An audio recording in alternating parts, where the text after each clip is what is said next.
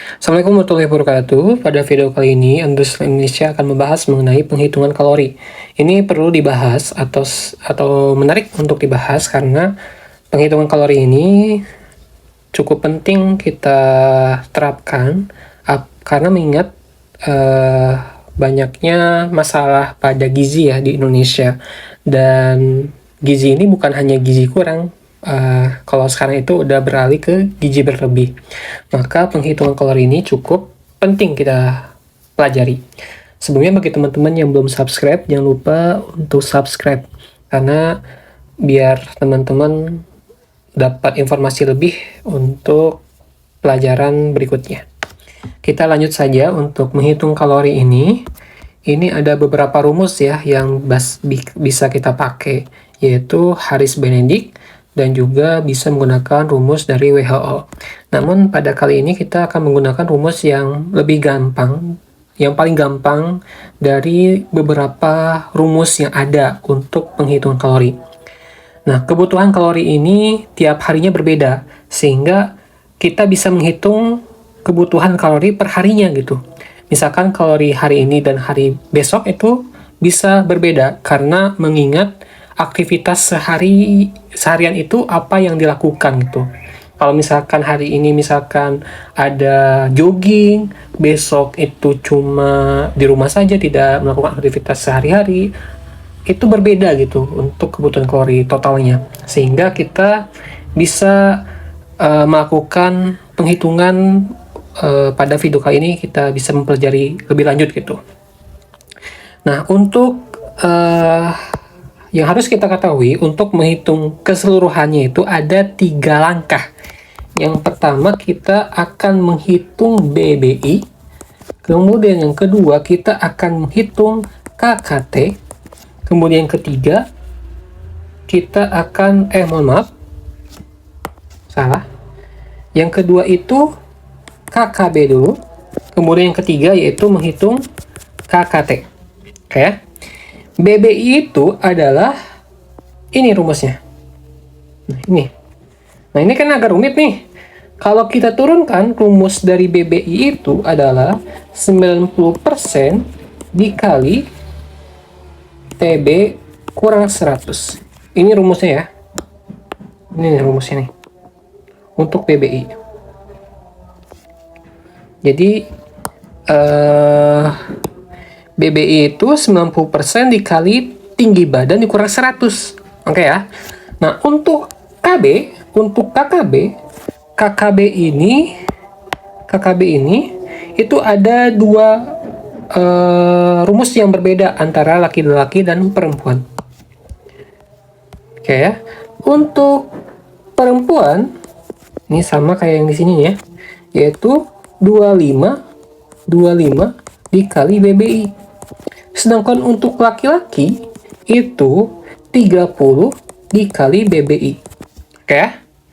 Nah, langkah ketiga yaitu menentukan dari KKT. KKT itu rumusnya ini, yaitu KKB, kita tulis aja di sini ya. KKB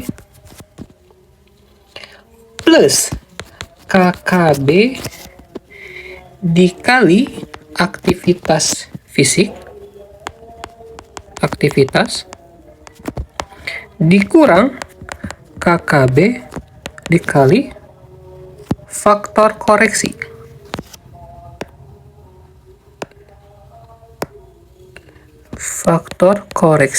Oke ya.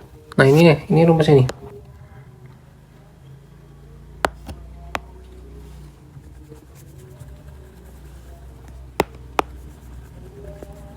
Nah, ini rumusnya. Jadi KKT itu, kita ulangi, KKB ditambah KKB dikali aktivitas fisik dikurang KKB dikali faktor koreksi. Oke ya. Nah, untuk aktivitas fisik itu berbeda tergantung apa yang dilakukan pada hari itu. Kalau misalkan cuma membaca, menyetir, itu dikali 10%, KKB dikali 10%. Kalau misalkan aktivitas sedang kayak menyapu, itu dikali 20%. Kalau misalkan jogging, mendaki itu dikali 40%. Di sininya ya. KKB yang kita dapat pada step kedua dikali aktivitas fisik. Oke ya.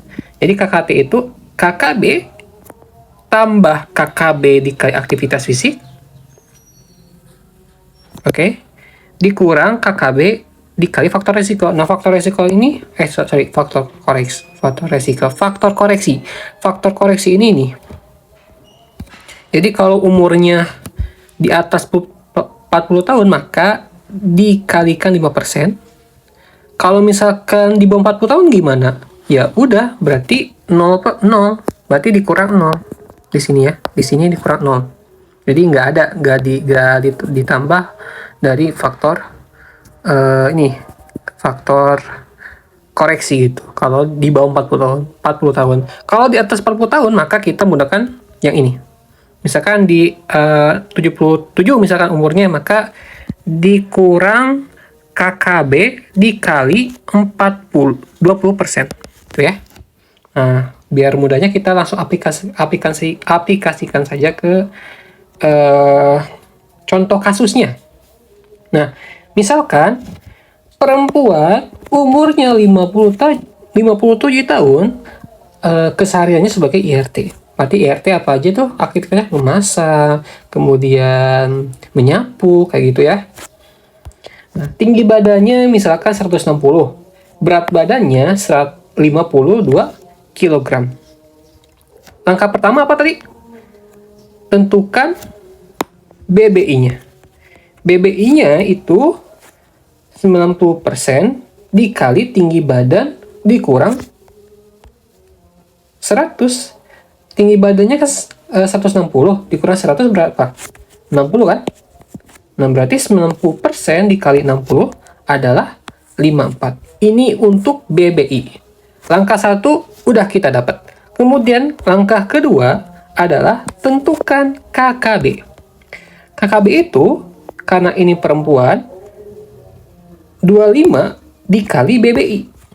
Nah, jangan sampai salah ya, karena untuk laki-laki itu 30 di sininya. 30 dikali BBI. Karena ini perempuan, maka 25 dikali BBI sama dengan, kalau kita masukkan tadi berat badan idealnya kan 54 dikali 25, maka 1350 kilokalori. Apakah sudah selesai? Belum tentunya, karena itu baru step 2. Kita langsung lanjut ke step ketiga, yaitu menentukan KKT. Untuk KKT tadi, KKB plus KKB dikali aktivitas fisik dikurang KKB dikali faktor koreksi. Oke ya? Nah, KKB-nya tadi 1350, maka masuk ke sini. Nah, aktivitas fisiknya apa gitu untuk perempuan IRT? Tadi kan dijelaskan bahwa IRT ini ya kebiasaannya paling menyapu. Nah, berapa aktivitas fisiknya? Kalau kita lihat di tabel ini, maka menyapu itu kurang lebih 20%. Maka masuk ke sini berarti 20% dikali KKB. Oke ya? Dikurang KKB dikali faktor koreksi. Faktor koreksi ini dilihat dari apa tadi? Umur. Oke ya? Lihat umurnya. 57 tahun artinya di atas 40 tahun, oke? Nah, kita lihat di sini 57. Ya, masuknya yang mana? Ini kan? Berarti minus 5. Berarti 5% dikali KKB. Nah, ini kurang ya. Tadi karena minus ya. Minus 5% dikali KKB. Maka kalau kita jumlahkan keseluruhannya, maka jumlahnya itu 1552,5 kilokalori. Oke ya. Nah, oh ya, catatan tadi ya. Jangan lupa nih di sini ya. Jangan sampai salah. Kalau misalkan umurnya misalkan 37 gimana? Ya udah, ini berarti coret 0 berarti. Berarti cuma ini aja yang dijumlahkan, oke? Nah, karena ini di atas 40 tahun, yaitu 57, maka faktor koreksinya adalah 5%. Oke ya. Nah, ini untuk kebutuhan kalori total hari ini atau misalkan ya hari ini. Nah, kalau misalkan kesehariannya ya seperti itu aja misalkan ya, maka ini bisa menjadi patokan selama-lamanya gitu. Namun kalau misalkan hari ini cuma menyapu saja, misalkan besok itu melakukan aktivitas fisik berupa jogging. Nah, apa yang diubah? Yang diubah adalah ininya, faktor dari aktivitas fisiknya. Nah, kalau misalkan jogging, berarti di sini jogging 40%. Maka di sini itu diganti 40%. 40% dikali 1350 atau KKB-nya, oke? Jadi nanti akan ada perubahan di sini. Akan lebih tinggi karena ininya 40% ya. Seperti itu. Oke ya, udah paham ya sampai sini? Nah, kalau misalkan sudah tahu kebutuhan kalori total, nah kita lanjut ke dari total ini itu berapa sih porsi untuk karbohidrat, porsi untuk protein, porsi untuk lemak, seperti itu ya.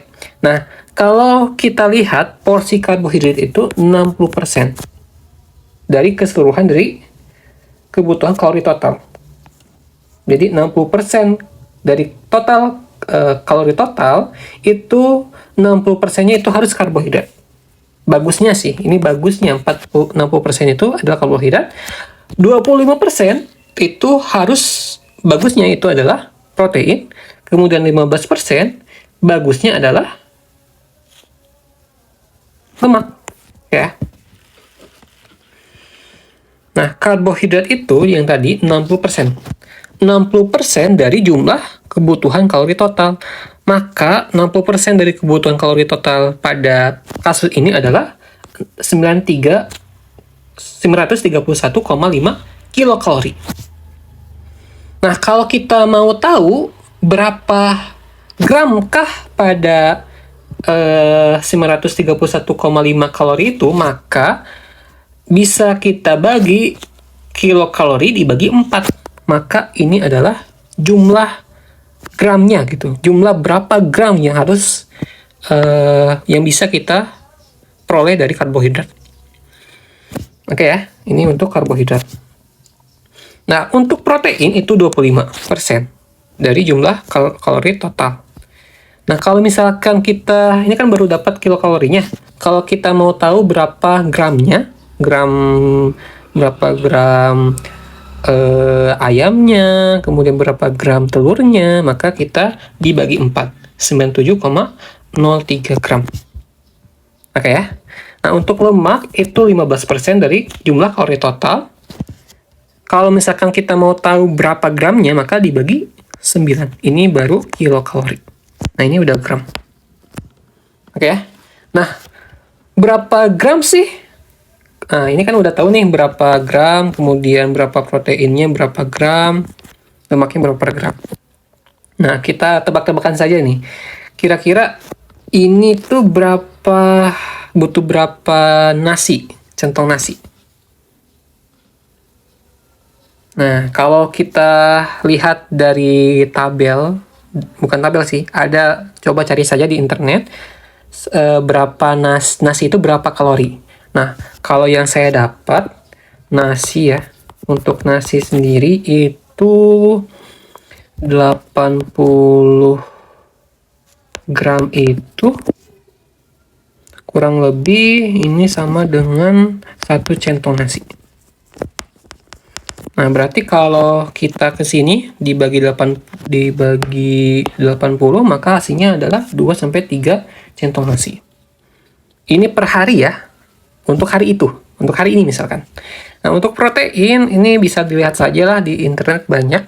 Ini berapa, misalkan daging tuh berapa kilokalori sih untuk satu potongnya. Kemudian telur itu berapa sih untuk satu potongnya.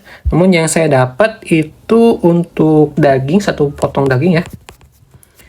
Satu potong daging itu kurang lebih 180 kilokalori. Untuk telur, satu butir telur yang direbus itu 78 kilokalori. Kita lanjut. Jadi tadi untuk telur itu kurang lebih satu telur itu, satu butir telur itu yaitu 78 kilokalori. Oke ya. Nah, ini bisa disesuaikan saja kalau misalkan tahu atau telur ya berapa kalori. Cuma yang memang bagusnya itu memang jumlahnya segini gitu. Kalau misalkan untuk ibu ini ya. Nah, jadi harus disesuaikan dengan ini. Jadi berapa untuk untuk tahu itu berapa kalori satu potongnya, lihat saja nanti di internet. Oke ya. Nah, kenapa perlu untuk mempelajari ini? Karena fun fact-nya ternyata di penelitian yang ada itu disebutkan bahwa terdapat kalau misalkan ada nih seseorang dia mengkonsumsi yang harusnya misalkan kebutuhannya itu 2.500, namun dia over nih sampai 3.000, maka kan dia kelebihan 500 kilokalori per hari, setiap hari kayak gitu terus gitu. Maka dia itu dapat meningkatkan berat badan sampai 1 pons setiap minggu. Nah, kalau teman-teman gak tahu, 1 pons itu kurang lebih 0,4 sekian kilo lah. Jadi kalau kita bayangkan, kita misalkan umpamakan 1 pons itu 0,5 kilogram, maka jadi dia akan meningkatkan berat badan jadi 1 kilogram dalam 2 minggu apabila mengkonsumsi kalori yang berlebih sebanyak 500 kilokalori. Kalau teman-teman ini ya, kan 500 kilokalori ini kelihatannya nggak terlalu banyak ya, nggak terlalu atau banyak atau ya nggak tahu lah, tergantung persepsi teman-teman. Ada yang menganggap banyak juga, ada yang menganggap banyak, ada yang menganggap kurang gitu. Cuma kalau teman-teman tahu kalau 500 kilokalori itu bisa saja setara dengan 1 mangkok bakso yang lengkap ya, bakso plus nasi bakso plus kayak Indonesia ini plus nasi ya, bakso plus mie, kemudian plus yang pangsit, kemudian ada ayamnya, itu bisa saja lebih dari 500 kilokalori gitu. Nah, ini yang nggak sadar gitu. Kadang-kala kita kan makan 3 kali nih. 3 kali. Udah nih sesuai nih. Misalkan tadi, berapa tadi ibu ini? Iya, udah nih. 3 kali ini, yaitu 1.552 nih kilokalori. Untuk 3 kali makan ya. Jadi kalau kita bagi tiap makannya, 1 porsi makan itu 500 ya kilokalori. Nah, namun misalkan sore-sore ini lapar nih, makan mie bakso deh. Nah, mie bakso yang lengkap itu bisa mencapai 500 kilokalori gitu. Nah, ini yang menyebabkan sering berlebih gitu. Bahkan kalau kita timbang berat badannya berlebih gitu. Kenapa? Kok saya udah ngukur capek-capek yang ini kan banyak nih, ternyata masih berlebih berat badannya. Ya karena kadangkala ini berlebih gitu yang dari ketetapan yang ini,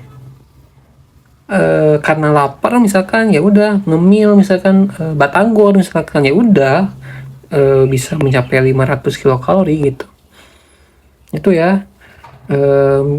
Kalau ini aja, mie instan aja itu ada yang 350 kilokalori, atau bahkan ada yang saya lihat itu 500 kilokalori. Coba saja lihatlah di kemasannya itu. Ada yang bahkan yang 500 gitu. Ya, itu. Makanya untuk untuk pelaksananya, untuk harus dilihat apa saja yang dimakan, baik itu untuk makanan utama atau makanan tambahan. Oke ya. Oke, mungkin sekian untuk video kali ini. Terima kasih. Assalamualaikum warahmatullahi wabarakatuh.